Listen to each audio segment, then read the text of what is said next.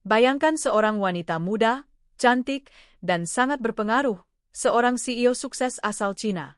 Namanya Li Xiuying, 32 tahun, pemimpin perusahaan teknologi besar di Shanghai.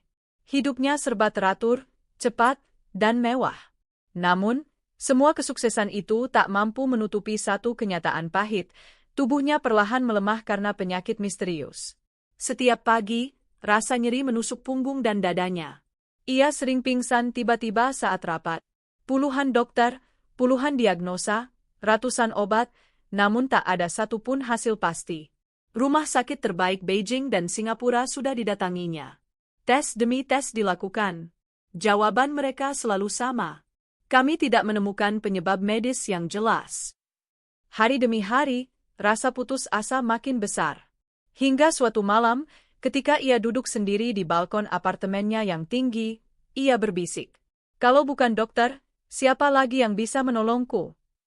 Tak lama setelah itu, seorang sahabat lama bercerita tentang seorang tukang pijat tradisional di Indonesia. Awalnya ia menganggapnya lelucon. Tapi saat semua jalan medis tertutup, kadang, keajaiban datang dari tempat yang tak disangka. Kalian pernah dengar kisah penyembuhan tak masuk akal? Tulis di komentar ya, dan jangan lupa tulis juga kalian dari daerah mana, siapa tahu kita satu daerah dan bisa bertukar cerita? Subscribe channel ini supaya kamu nggak ketinggalan kelanjutan kisah luar biasa ini. Setelah ragu panjang, Li akhirnya memutuskan terbang ke Indonesia. Ia tak memberitahu publik, ini bukan urusan bisnis, ini urusan hidup dan mati. Pesawat pribadi membawanya ke sebuah kota kecil di Jawa Tengah. Dari sana, perjalanan dilanjutkan dengan mobil selama beberapa jam menuju desa terpencil yang dikelilingi sawah dan hutan bambu. Semakin jauh dari kota, semakin besar keraguannya. Benarkah aku sedang mencari penyembuhan, atau hanya berlari dari kenyataan? Gumamnya. Namun rasa sakit yang terus menyerang membuatnya bertahan. Setibanya di desa, ia disambut dengan suasana sederhana, rumah kayu, suara jangkrik, dan aroma rempah yang kuat dari dapur warga. Di sebuah rumah kecil, berdiri seorang pria tua dengan mata tajam tapi penuh ketenangan. Dialah Pak Seno, tukang pijat tradisional yang dikenal penduduk sekitar. Tanpa basa-basi, Pak Seno hanya berkata pelan, "Tubuhmu tak sakit sendiri. Hati dan pikiranmu ikut sakit." Kalimat itu menghantam batin Li lebih keras daripada diagnosa dokter manapun.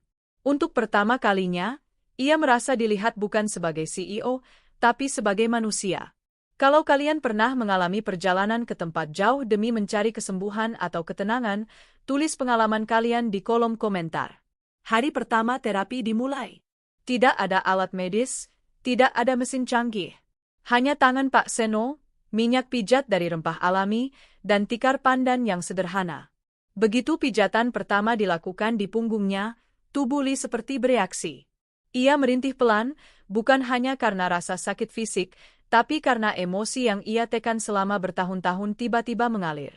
Setiap tekanan terasa seperti membuka pintu lama yang berdebu. Di tengah sesi, Li tak bisa menahan air matanya. Ia menangis, keras, sesuatu yang tak pernah ia lakukan di ruang rapat.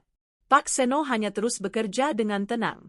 Pijatan tradisionalnya mengikuti alur meridian tubuh, menekan titik-titik saraf yang jarang disentuh oleh terapi modern.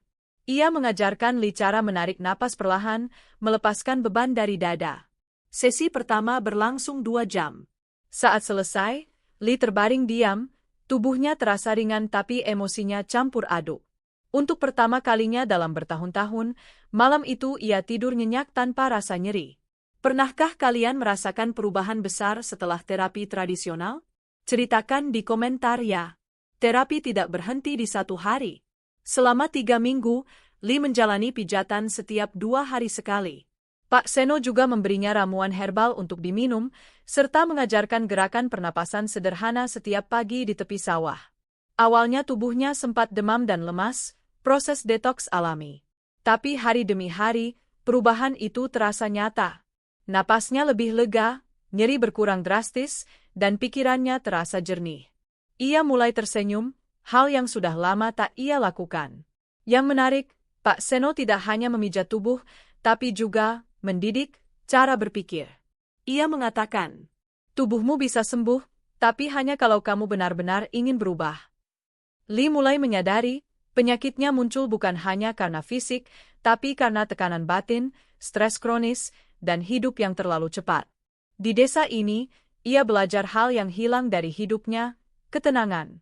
Menurut kalian, apakah penyembuhan sejati harus melibatkan tubuh dan pikiran sekaligus? Tulis pendapatmu di komentar ya. Setelah 3 minggu, Lee memutuskan untuk kembali ke China. Tapi kini, ia bukan lagi wanita yang sama. Ia pulang dengan tubuh sehat dan hati yang tenang. Dokter yang memeriksanya pun heran, gejala penyakitnya hilang tanpa jejak. Di kantor, ia menghadapi tekanan kerja dengan sikap yang jauh lebih tenang. Ia mulai menerapkan kebiasaan baik yang ia pelajari di desa, bangun pagi, meditasi ringan, tidak lagi membawa beban pikiran saat malam tiba.